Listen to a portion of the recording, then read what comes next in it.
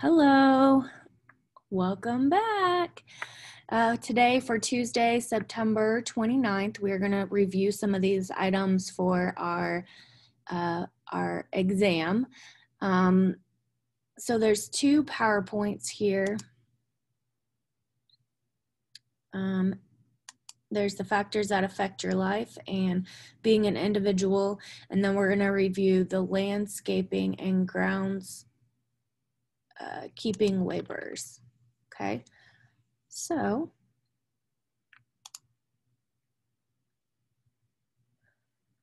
let me pull this up.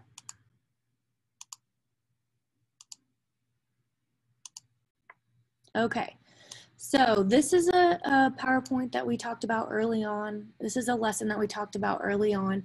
I'm just going to review it. The factors of your life. There was job, work, career, community, health and well-being, finances, household, relationships, lifelong learning, recreation, leisure, and spiritual. Now, I know that this is a lot of information to remember. However, you are going to have access to this document.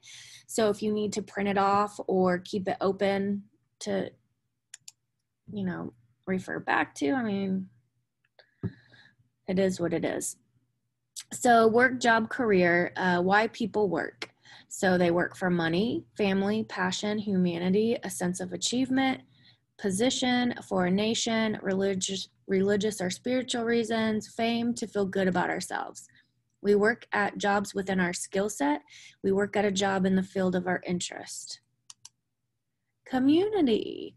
The community is where you live. It affects where you work, the hospitals you go to, the stores you shop, the places you worship, the people you visit, the things you do for fun. Getting around your community can be difficult if you do not have a driver's license or a vehicle, but public transportation is a very useful system, but not all communities have access to public transportation. Look at that nice little community. Health and well-being, very important factor of your life. Taking care of yourself is important. Not only is it important to take care of your physical health through exercise and eating the right foods, but it's also important to take care of your mental health, well-being. Here's some YouTube videos if you'd like to watch. Eating a healthy, balanced diet is important. Exercising, being self-aware of stressors and using coping skills, managing over-the-counter and prescription medicines appropriately, being able to make doctor's appointments and identifying when you need medical assistance, that is important. Finances. We need to know about money and how to manage it. We get money from a job or Social Security benefits. We have to be able to budget household bills such as rent or mortgage, utilities like electricity, water, gas, food and clothing, and transportation costs. Plus, we have to have money for things that make life fun and enjoyable. We sometimes borrow money in the form of a loan or credit card. We have a credit score that determines if lenders will let us borrow money. So like banks, if they'll let us borrow money. All right, household. You have to be able to manage your household by performing chores such as cooking, cleaning, budgeting, organizing, and maintenance. It is also important to know kitchen safety, fire safety, basic maintenance. Relationships. Having people to care about you feels good. It is nice to know someone is there to help you with good times and struggles. Knowing how to get along with others is important because it will foster relationships. Caring about others is a good feeling. It makes us feel less lonely. Lifelong learning. It is important to learn new things to exercise your brain. To know more things helps you solve problems in life. Learning new things can improve your memory and skills. Learning new skills can make you a more valuable employee. Recreation and leisure. Things we like to do for fun. These can be hobbies, shopping, swimming, painting, video games, reading, playing board games, sports. recreation and leisure, like doing things in our downtime, it improves our well-being, increases our quality of life. Imagine if you didn't have these things in your life, life would be a little different. So it's fun to have those things in our life. Spirituality.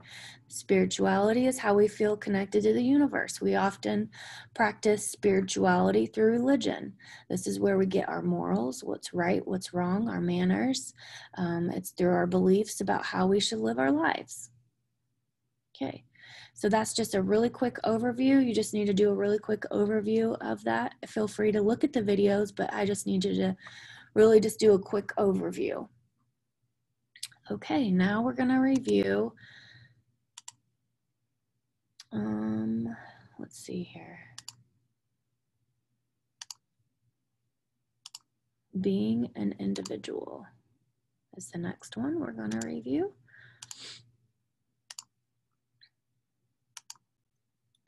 So being an individual, every person is unique.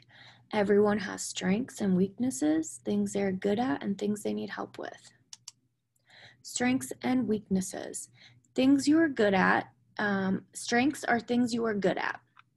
Being a hard worker, dancing, helping people, drawing. Those are some things that maybe you're good at. Weaknesses, those are things that we may struggle with. We might struggle making friends. We might have a hard time reading. We might struggle with spelling or math. Those are some examples of weaknesses that we might have. Everyone has strengths and everyone has weaknesses. Weaknesses are things that we're working on. Everybody has both strengths and weaknesses.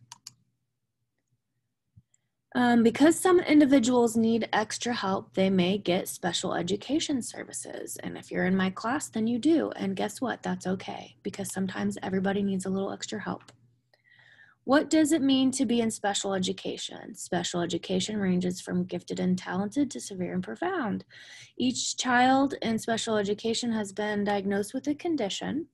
Every person in special education has an IEP, an individual education program, that talks about the individual and wants and needs, and they have the needs they have and services that might need, services needed to help that person. Every person with an IEP has a case conference committee that is made up of individuals such as families, teachers, administrators, and outside agencies. The case conference committee is a team that helps the individuals to become successful in school and for transition from school. At age 14, each person with an IEP has a transition IEP. What does a transition IEP focus on? The case conference team will meet to talk about what the student is interested in learning when they exit from high school. What education is needed for the student after high school? What type of work experience and job interests the student has? What type of skill set the student already possesses to gain employment? Where the student would like to live? How much the student can do independently when it comes to living on their own. So those are the things that we talk about in your meeting. And you might recall your teachers asking you questions about, where do you want to live? What kind of job do you want to have when you leave high school? So here's what it kind of looks like. So here's transition. You go from school to graduating to either work, volunteering, home. You might go to a day program with some vocational training. There might be a lot of different options that you do once you graduate, but that's transition from school to graduation to adulthood.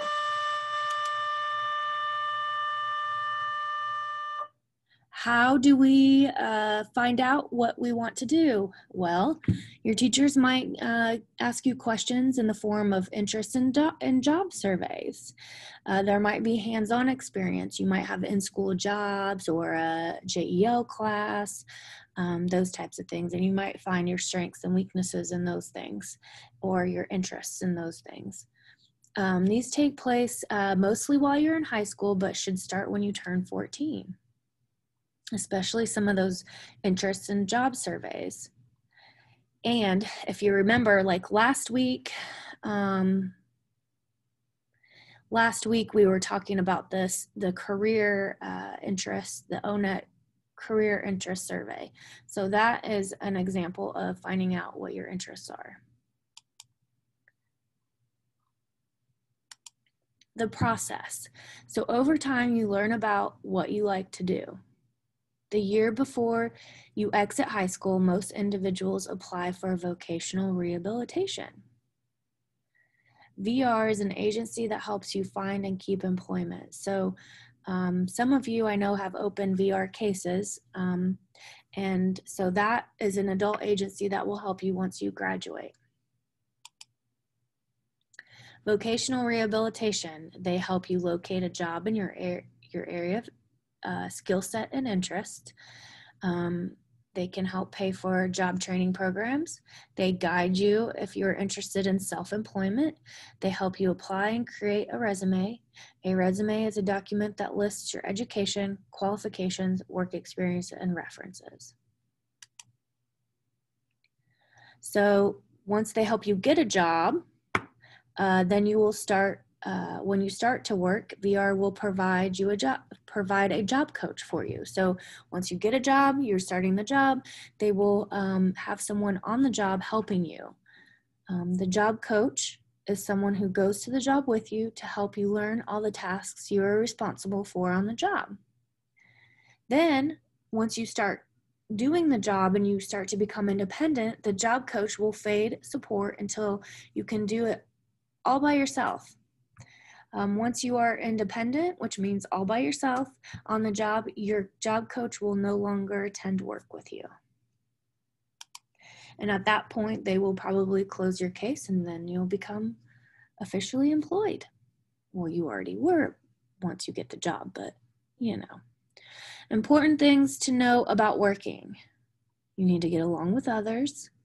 You have to have a willingness to work. If you don't really want to work and you're at a job and you don't want to go to work every day, you don't show up on time, if you don't want to work, then that's going to be difficult. So you have to be able to get along with others, and then you have to also, you know, these aren't just the only skills you need to have, but these are the start. For sure, you must have a willingness to work. And knowing the Americans with Disabilities Act is also very helpful. So the Americans with Disabilities Act, also known as the ADA for short, prohibits discrimination against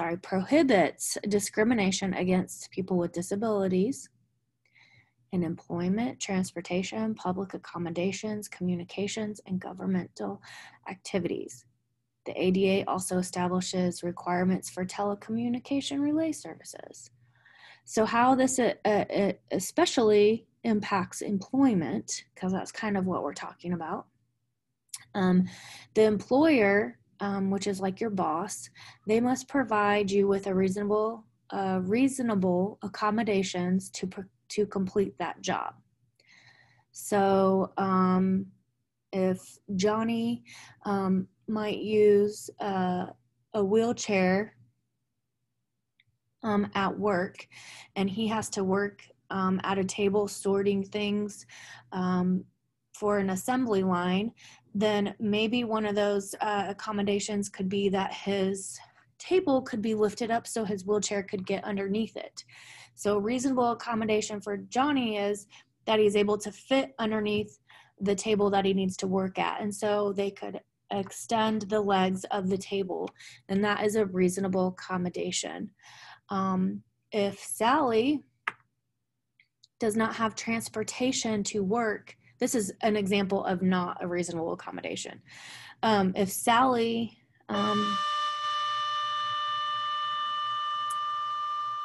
does not have a ride to work, she could ask her employer, hey, I need a ride to my job every day.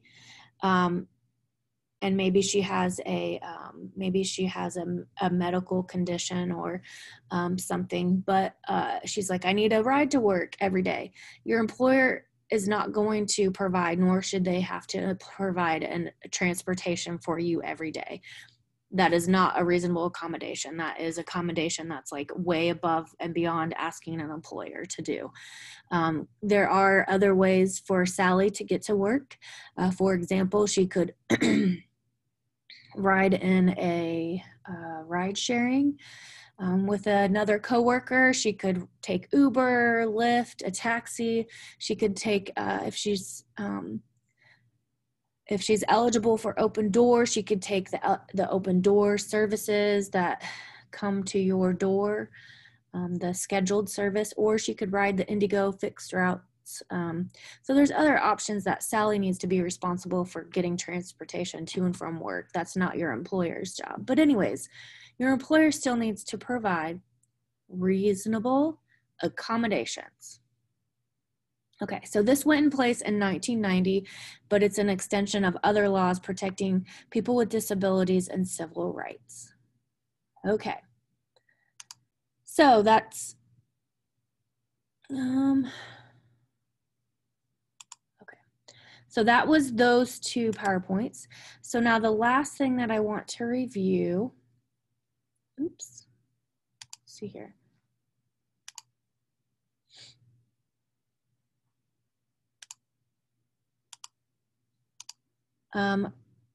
We have been talking a lot in this class about different jobs. And so I just gave an example. I want to review the skills that you have learned over time of taking a job, finding its description and some other characteristics and details from the text. So I'm going to review the landscaping and groundskeeping laborer's job. And then you would pick out information from the questions that I ask you. So I'm just going to review this, okay? These workers take care of yards and gardens for homes and businesses. The job outlook is 3 stars. Landscaping laborers plant and tend gardens and yards. They prepare soil for planting, remove plants from pots and replant them, feed plants and lawn with fertilizer, water plants and lawns, mow lawns, prune bushes and trees, rake leaves, spray for pests. Groundskeeping laborers keep up places like playing fields, golf courses, graveyards, schools, and parks. They perform many of the same duties as landscape laborers. They may also mulch leaves, use leaves to make fertilizer, clear snow, fix sidewalks.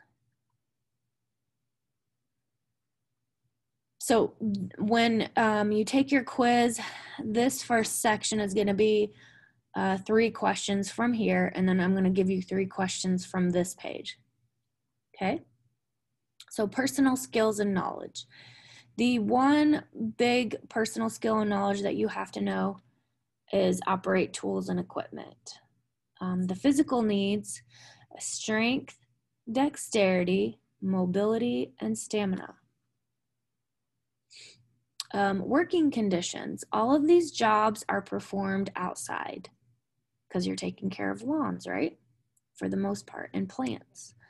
Those usually are almost 100% of the time outside. Workers use many kinds of tools, such as shovels, they may have to dig, rakes, they may have to rake up the yard, hose, they may have to like turn up the soil, make it like loosen up the soil so that you can plant the flowers, and mowers, lawnmowers to cut the grass. So those are the tools and equipment you have to use. Tools must be used carefully to avoid getting hurt. Workers spend their time lifting and bending. These jobs are seasonal, which means you do them more in some seasons than other. Many hours are required in spring and summer. So mostly people work in the spring and summer because that's when you're worried about your plants and your grass and your yard, right? Because that's when things are growing. This is a time for cleanup, planting, and mowing. Fall and winter, so when it starts to get cold and all the plants are dying, the trees, they're losing their leaves, and then it's snowing and the ground is frozen. So fall and winter are usually slow for this work. So people usually do not work as much during the fall and winter. Many people work part-time. Starting out and moving up, a high school diploma is not usually required for this job. Training is done on the job. Experience in any of the duties listed is helpful. Laborers who work hard and speak and listen well may advance to crew leader or supervisor. Some landscape workers set up their own business. These workers need training in how to run a business. So I'm going to ask you 3 questions from this page, and I believe 3 questions from that page. So now we are going to go back to, hold on a second.